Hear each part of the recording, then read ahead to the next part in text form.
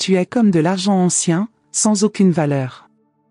Ces mots résonnent encore dans mon esprit alors que je suis assise dans le bureau de mon avocat à Paris. L'odeur de bois poli et de vieux livres remplit l'air. Par la fenêtre, je peux voir la tour Eiffel au loin, imposante et élégante, complètement à l'opposé de ce que je ressens maintenant. 55 ans de vie, et c'est seulement maintenant que j'ai trouvé le courage de dire assez. Quand j'ai rencontré Bernard, nous étions jeunes et amoureux, marchant le long des rives de la Seine. À cette époque, son sourire semblait sincère. Il était professeur universitaire de littérature française, respecté et admiré par tous. J'étais une étudiante en arts plastiques pleine de rêves. Nous nous sommes mariés à l'été 1990, dans une petite église à Montmartre, avec vue sur tout Paris. Nos enfants, Amélie et Nicolas, sont arrivés peu après. Ma vie est devenue un flou de déjeuner scolaire, d'uniformes propres et de dîner en attendant un mari qui rentrait de plus en plus tard. J'avais mon petit atelier à l'arrière de notre maison à Neuilly-sur-Seine, où je peignais pendant mes heures libres entre les responsabilités domestiques. Peu à peu, les toiles sont restées blanches, les peintures ont séché, et mes rêves ont été rangés dans une boîte au grenier. Le premier signe est apparu il y a 10 ans, un rouge à lèvres rouges sur le col de sa chemise blanche. C'est de ma collègue du département, elle m'a bousculé dans le couloir, a-t-il expliqué naturellement pendant que j'enlevais la tache avec de l'eau oxygénée. J'ai cru. Ou plutôt, j'ai choisi de croire. Puis sont venus les parfums différents, les appels tardifs dans la nuit, les congrès qui se multipliaient. Et avec eux, le mépris. Isabelle, penses-tu vraiment que quelqu'un se soucie de ton opinion sur Baudelaire ? A-t-il ri pendant un dîner avec ses collègues de la Sorbonne. Elle arrive à peine à organiser la liste des courses sans mon aide. Les invités ont souri, gênés. J'ai avalé mes larmes avec le vin rouge. À la maison, les choses étaient encore pires. Regarde-toi, disait-il, pendant que je servais le petit déjeuner. 50 ans et ses rides. Mes étudiantes ont la moitié de ton âge et le double de ta grâce. Chaque mot était un petit couteau, perçant mes certitudes, mon estime de soi. Amélie, notre fille, maintenant âgée de 32 ans, le remarquait. « Maman, pourquoi tu le permets ?» demandait-elle. Nicolas, 29 ans, a simplement arrêté de venir nous voir. Il ne supportait pas de voir comment son père me traitait. L'hiver dernier, pendant une tempête de neige qui a paralysé Paris, j'ai trouvé des messages sur le téléphone portable de Bernard. Des dizaines. Le plus récent était de Claudine, son assistante de 27 ans. Cette nuit était merveilleuse. Quand vas-tu quitter ta vieille épouse ? Sa réponse a glacé mon sang plus que le vent froid qui entrait par la fenêtre. Bientôt. Elle ne vaut pas l'effort d'un divorce. Comme de l'argent ancien, elle n'a aucune valeur. Cette nuit-là, j'ai regardé les lumières de Paris par la fenêtre de notre maison. Pour la première fois depuis longtemps, j'ai ressenti quelque chose au-delà de la douleur, une étincelle de colère. Une force que je ne connaissais pas s'est allumée en moi. Le lendemain, j'ai appelé Marie, mon amie de jeunesse, maintenant une avocate renommée spécialisée en droit de la famille. « Isabelle, tu mérites mieux », a-t-elle dit, tenant mes mains tremblantes dans son bureau luxueux de l'avenue Montaigne. Et j'ai une idée de comment y parvenir. Dans les semaines qui ont suivi, j'ai suivi chaque instruction de Marie. J'ai tout documenté, photographié les relevés bancaires, enregistré des conversations, collecté des preuves des trahisons, des dépenses excessives avec des maîtresses, des comptes secrets. Bernard, si confiant dans ma soumission, n'a même pas remarqué. Quand je lui ai remis les papiers du divorce, un matin de printemps, il a ri. « Tu ne survivras pas un jour sans moi, Isabelle. Qui voudra d'une femme d'âge moyen sans carrière, sans personnalité ?» J'ai souri pour la première fois depuis des années. Nous allons le découvrir, n'est-ce pas? Ce que Bernard ne savait pas, c'est que j'avais bien plus que des papiers de divorce. J'avais la vérité gardée avec moi. Et bientôt, même le juge serait choqué par ce que j'avais à dire.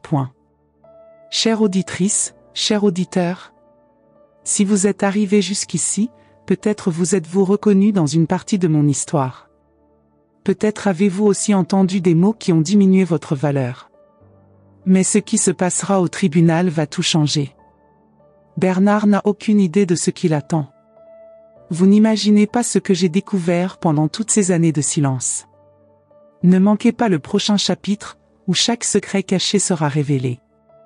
Croyez-moi, même le juge sera choqué par ce que j'ai à dire.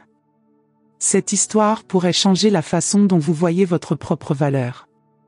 Si vous connaissez quelqu'un qui a besoin d'entendre ce message de force et de renouveau, partagez cette vidéo et abonnez-vous à la chaîne pour ne pas manquer le dénouement qui pourrait vous inspirer à faire le prochain pas dans votre propre vie. Après tout, comme l'argent ancien, votre valeur ne fait qu'augmenter avec le temps. Le palais de justice de Paris est imposant comme une cathédrale. Ses couloirs de marbre résonnent de siècles de jugement, et aujourd'hui, enfin, ce serait mon tour. Je me suis assise à côté de Marie, mon avocate et amie, tandis que Bernard entrait avec son avocat, Monsieur Dubois, un homme à l'apparence sévère et au costume impeccable. Mon mari, encore mari pour quelques heures, semblait confiant comme toujours, souriant aux juges comme s'ils étaient à un cocktail universitaire. Le juge Moreau, un homme d'environ 60 ans, avec des yeux perspicaces derrière des lunettes à fine monture, a regardé les papiers devant lui. Procédure de divorce entre Bernard Beaumont et Isabelle Beaumont, a-t-il annoncé. Je comprends qu'il n'y a pas d'accord entre les parties concernant la division des biens. Exactement, votre honneur, a répondu l'avocat de Bernard. J'ai regardé Marie, qui a légèrement acquiescé. C'était l'heure de parler. Non, votre honneur, je ne suis pas d'accord. Ma voix est sortie plus ferme que je ne l'espérais. Pendant 33 ans, je me suis consacré exclusivement à la famille Beaumont. J'ai abandonné ma carrière artistique pour élever nos enfants et soutenir la carrière de mon mari. Si aujourd'hui il est le respecté professeur Beaumont de la Sorbonne, c'est parce que je me suis occupé de tout pour qu'il puisse se consacrer exclusivement à son travail. Bernard a levé les yeux au ciel. Votre honneur, mon épouse a toujours eu tendance au drame. La vérité est qu'elle a choisi d'être femme au foyer. Je ne l'ai jamais empêchée de travailler. Permettez-moi de continuer, Monsieur Beaumont, a interrompu le juge. Madame, poursuivez. J'ai respiré profondément. Pendant notre mariage, mon mari a géré nos finances. Je lui faisais entièrement confiance. Cependant, j'ai récemment découvert qu'il détourne de l'argent depuis des années vers des comptes personnels, qu'il a acheté des propriétés à son nom, et qu'il a financé un style de vie parallèle avec d'autres personnes. L'avocat de Bernard s'est levé rapidement. Votre honneur, ce sont des accusations graves et sans fondement. Marie a ouvert son dossier et en a retiré un épais dossier. Avec votre permission, votre honneur, j'aimerais présenter des preuves qui soutiennent les allégations de ma cliente. Le juge a acquiescé, et Marie a commencé à exposer les documents. Des relevés bancaires montrant des transferts réguliers vers un compte inconnu. Des reçus de bijoux coûteux qui ne m'ont jamais été offerts. Des photos de Bernard entrant dans un appartement de luxe dans le 16e arrondissement avec des femmes jeunes, ses étudiantes. Des registres de propriété à son nom exclusif, acquises pendant notre mariage avec l'argent du compte conjoint. À chaque nouvelle preuve, le visage de Bernard devenait plus pâle. Son avocat feuilletait frénétiquement les papiers, tandis qu'ils chuchotaient entre eux. Il y a plus, votre honneur, ai-je continué. Mon mari ne m'a pas seulement trompé à plusieurs reprises, mais il a également utilisé sa position de pouvoir à l'université pour entretenir des relations avec des étudiantes. Il existe des emails prouvant qu'il a offert des notes plus élevées en échange de faveurs. Le juge a froncé profondément les sourcils. Ce sont des accusations extrêmement graves, Madame Beaumont. Et nous avons des témoins, a ajouté Marie, y compris d'anciennes étudiantes prêtes à témoigner. Bernard a frappé sur la table. C'est absurde. Elle essaie de me détruire parce qu'elle n'accepte pas la fin du mariage. Calmez-vous, Monsieur Beaumont, a averti le juge. C'est alors que j'ai tendu à Marie la dernière enveloppe. Elle l'a ouverte et en a retiré un petit dispositif USB. Votre honneur, ce lecteur contient des enregistrements de conversations entre mon mari et sa compagne actuelle. Claudine Mercier, où il admet avoir dissimulé des biens pendant des années, se préparant à un éventuel divorce. Il contient également des vidéos de lui m'agressant verbalement et psychologiquement, en plus de commentaires dépréciatifs sur le tribunal et sur votre excellence personnellement, fait quand il a appris qui serait le juge désigné pour notre cas. Le silence dans la salle était absolu. Le juge Moreau a pris le dispositif et l'a connecté à l'ordinateur sur son bureau. Il a mis des écouteurs et a regardé pendant quelques minutes, son visage passant de la surprise à l'indignation. Quand il a finalement parlé, sa voix était contenue, mais tremblante de colère. Ce tribunal va faire une pause de 30 minutes. Monsieur Beaumont, je vous suggère d'utiliser ce temps pour parler sérieusement avec votre avocat. Madame, je vous remercie pour votre courage. Alors que le juge sortait, Bernard s'est avancé vers moi, son visage déformé par la colère. Tu vas le regretter, Isabelle. Tu n'es rien sans moi, rien. 2 huissiers de justice se sont immédiatement approchés. Marie a tenu ma main. C'est fini, Isabelle. Il ne peut plus te faire de mal. Et pour la première fois depuis des décennies, j'ai cru que cela pouvait être vrai. Quand le juge Moreau est revenu dans la salle, l'atmosphère était électrisée. Bernard et son avocat conversaient furieusement à voix basse, échangeant des regards nerveux dans ma direction. Marie restait calme à côté de moi, organisant ses documents avec une précision chirurgicale. Ce tribunal est en session, a annoncé le juge, frappant avec son marteau. Après avoir analysé les preuves préliminaires présentées par Madame Beaumont, je considère qu'il y a des motifs suffisants pour un examen médico-légal complet des finances du couple. Bernard a pâli. Son avocat s'est levé précipitamment. Votre honneur, mon client aimerait proposer un nouvel accord. Le juge a levé la main. Avant cela, il y a d'autres questions à aborder. Les enregistrements présentés suggèrent des comportements qui vont au-delà du cadre de ce divorce, y compris des cas possibles de harcèlement sexuel à l'université et de fraude fiscale. Je transmettrai ces matériaux aux autorités compétentes pour enquête. Bernard s'est enfoncé dans sa chaise. Pendant un moment, j'ai eu pitié de lui. 33 ans d'histoire, 2 enfants merveilleux. J'ai pris les mains de mes enfants.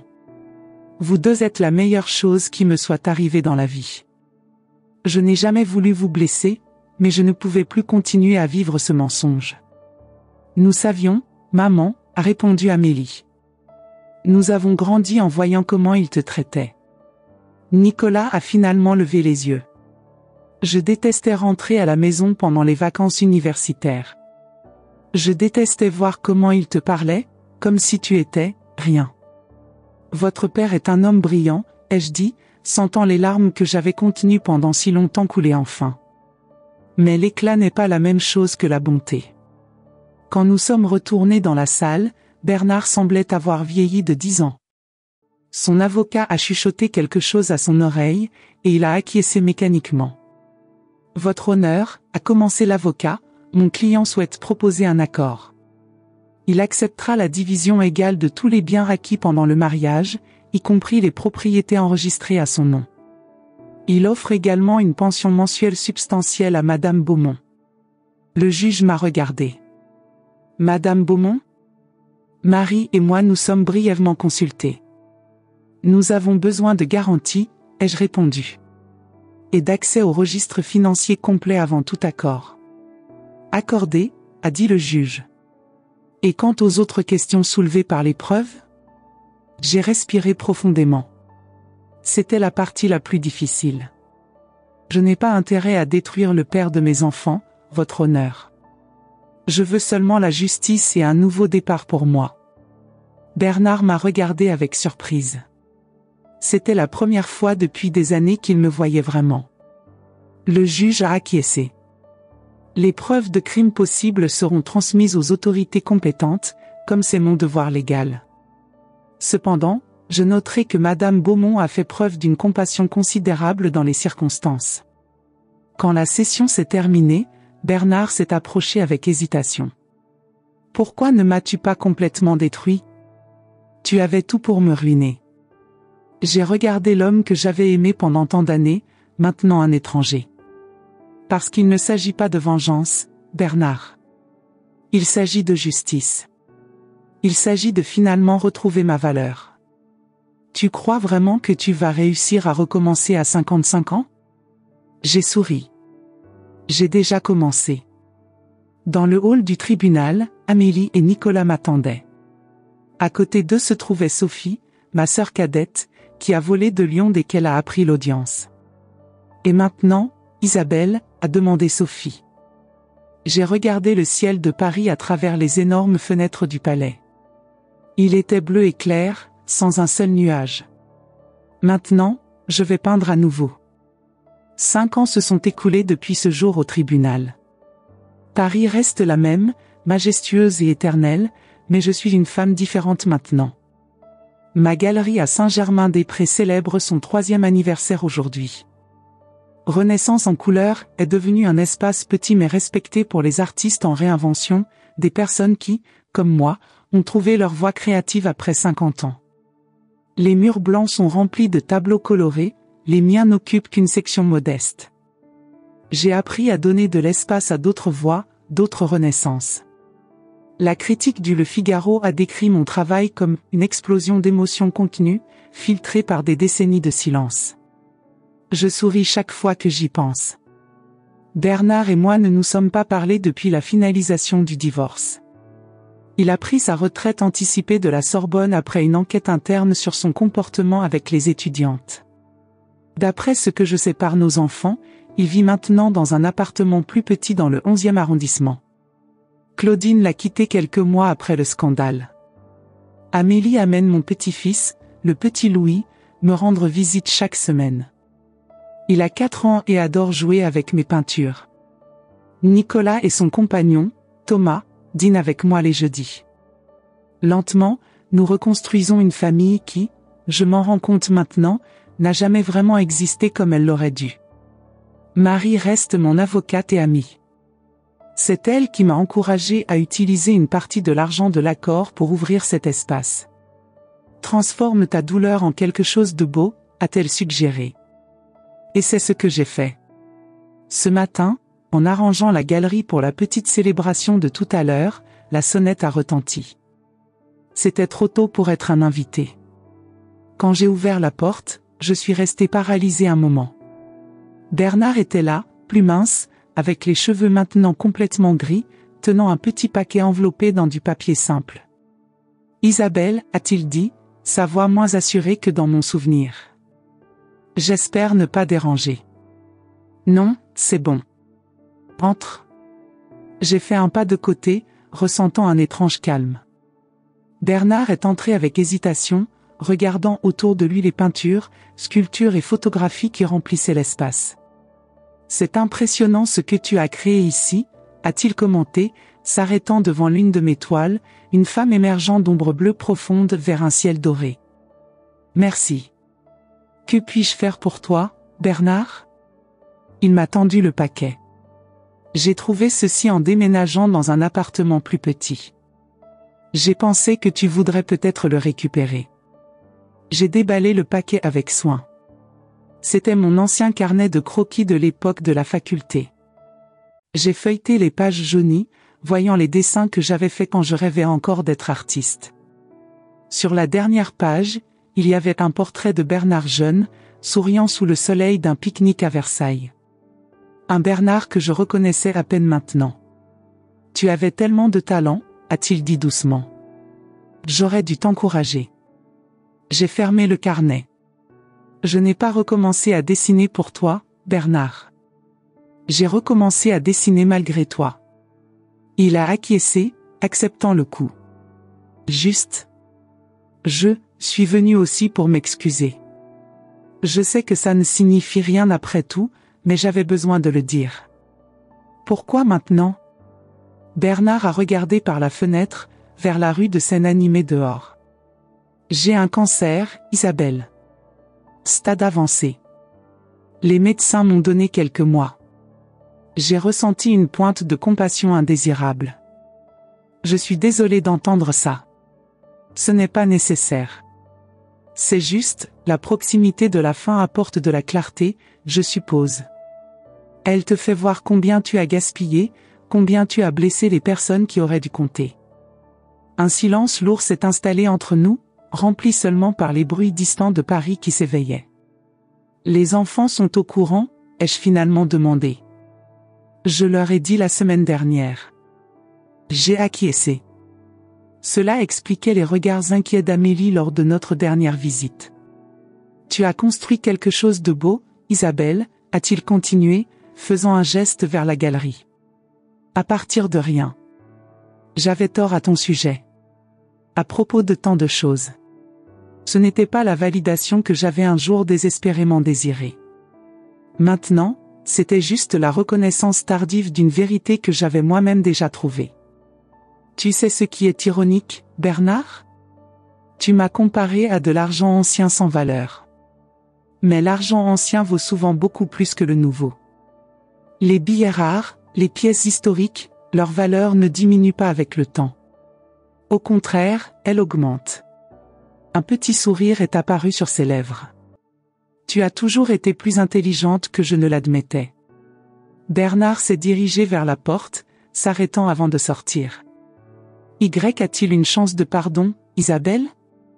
Je l'ai regardé, l'homme que j'ai aimé, l'homme qui m'a blessé, maintenant juste un homme fragile faisant face à sa propre fin.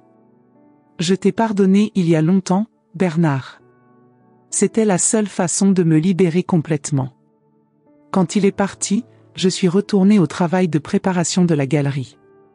Dans quelques heures, cet espace serait plein d'artistes, de critiques, d'amis et de curieux célébrant ce que j'ai construit des cendres de mon ancien moi. Ma nouvelle exposition, La valeur du temps perdu, occupait le mur principal. C'était 12 toiles, une pour chaque mois de la première année après mon divorce. Le voyage de l'obscurité à la lumière, de la soumission à la liberté, du silence à l'expression. Le soir, quand la galerie était pleine de rires et de conversations, Marie s'est approchée avec une coupe de champagne. « J'ai vu Bernard sortir d'ici ce matin », a-t-elle commenté. « Tout va bien ? » ?»« Oui. Il est venu dire au revoir, je pense. » Marie a serré ma main. « Tu es extraordinaire, tu sais ? Beaucoup de gens passent toute leur vie piégés dans des situations comme la tienne, par peur de changer. J'ai eu peur aussi, ai-je confessé. Pendant des décennies. Jusqu'à ce que je réalise que le pire était déjà arrivé, j'avais déjà perdu mon moi-même. Après cela, qu'y avait-il d'autre à craindre? Le tout petit Louis accourut vers nous, les mains tachées de peinture des activités pour enfants que nous avions organisées au fond de la galerie. « Mamie, j'ai fait un tableau pour toi. » Il a tendu un papier couvert de taches colorées. Au centre, il y avait ce qui semblait être une figure féminine avec un énorme sourire. « C'est toi ?» a-t-il expliqué fièrement. Heureuse. J'ai serré mon petit-fils dans mes bras, sentant des larmes aux yeux. « C'est parfait, mon petit. » Le meilleur tableau de cette exposition. Plus tard, quand les derniers invités sont partis, je suis restée seule dans la galerie. J'ai pris le carnet de croquis que Bernard avait apporté et les feuilleté à nouveau. Sur la dernière page, à côté du portrait de lui jeune, j'ai écrit avec mon fusain, « La valeur est dans la survie. La valeur est dans la renaissance. » Dehors, Paris brillait sous le clair de lune, éternelle et belle. Et en moi, pour la première fois depuis de nombreuses décennies, il y avait la paix. Pas une paix parfaite ou complète, la vie n'offre jamais cela, mais une paix construite avec les fragments de ma propre force, trouvée quand je m'y attendais le moins. De l'argent ancien. Plus c'est rare, plus c'est précieux. Plus c'est vécu, plus il y a d'histoires à raconter. Plus c'est résistant au temps, plus ça devient précieux. À 60 ans, je commençais seulement à découvrir ma vraie valeur. Maintenant que vous connaissez mon histoire, j'aimerais connaître la vôtre. Ce voyage de redécouverte de ma valeur a-t-il résonné avec vous? Partagez vos impressions dans les commentaires ci-dessous. Cette communauté est un espace où chacun de nous peut trouver écho à ses expériences. Si mon parcours vous a touché, Abonnez-vous à notre chaîne pour plus d'histoires qui célèbrent nos secondes chances et notre sagesse acquise avec les années. Rappelez-vous, comme le bon vin, nous ne faisons que nous bonifier avec le temps. À bientôt pour une nouvelle histoire qui, j'espère, vous touchera tout autant.